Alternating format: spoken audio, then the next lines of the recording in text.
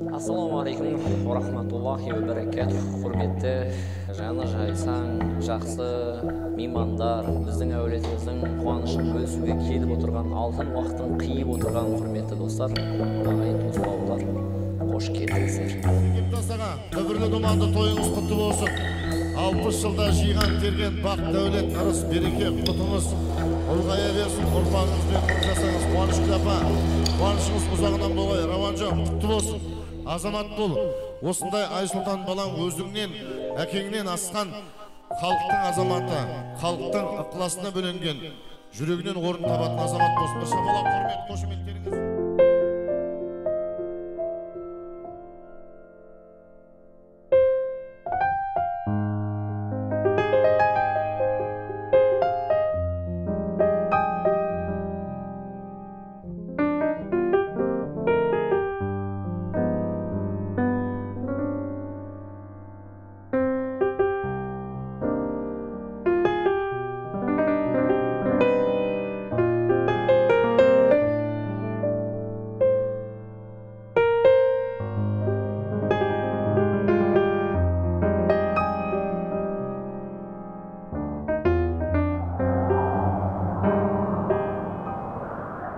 Когда в твои окна весна постучится, окно открой. На солнце взгляни и послушай, как птицы поют весной. Скорей, мой хороший друг, на север взгляни, на юг, на наши просторы, синие горы, степь золотую вокруг.